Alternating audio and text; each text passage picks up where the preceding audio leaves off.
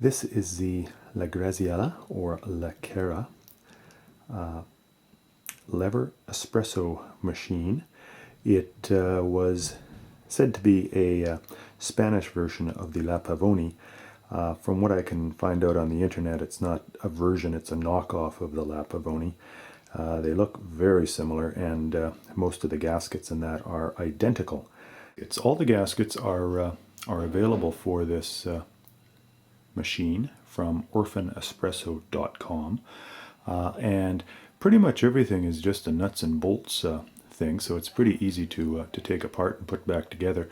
The one exception is taking out the group head filter screen and cylinder that the piston moves up and down in.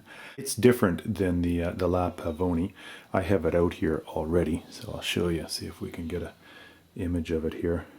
You see these two little holes, one at 12 o'clock and one at 6 o'clock. That's what you need to grab onto to spin it out from inside here.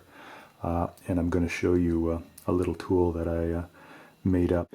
So what I've done here is I've taken two 9/16 inch drill bits and a couple of short pieces of softwood. This is cedar.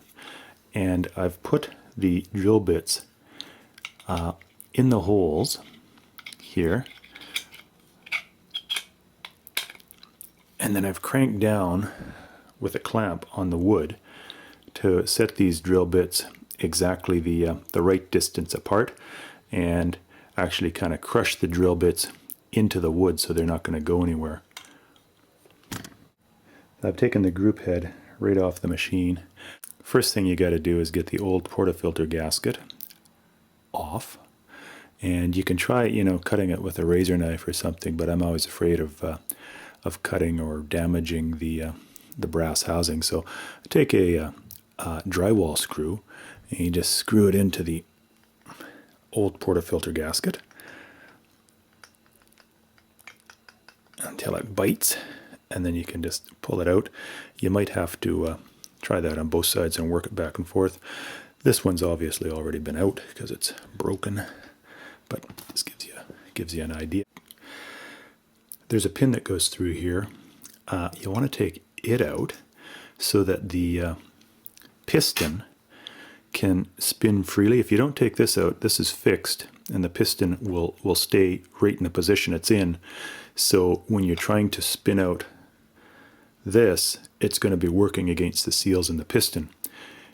You remove this, the piston can spin with it, so you're only working at getting this thing out of its threads, and not working against the seals on the piston as well. So then you take your tool, stick it in those two little holes there, and twist, and hopefully it just spins right out. If you're having trouble getting it out, you may want to set it like this in something.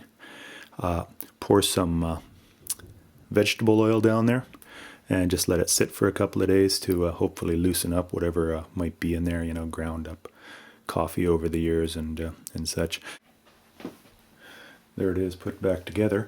The only other hint that I might have for you if you undertake a rebuild of one of these things, the original finish on the metal base is like a thick plastic coating, and I tried 3 or 4 different ways to get that off.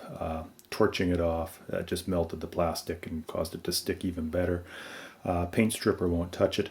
The only way I could get it off was with a wire brush on the end of a drill, and that took it off really well. And this is heavy enough steel that the wire brush does absolutely no damage to it.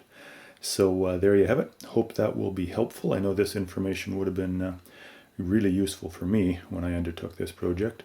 All told, the gaskets and O-rings and such from Orphan Espresso were probably about $45 for this. So if you find one of these that seems to be in reasonable condition, you can probably bring it back to life.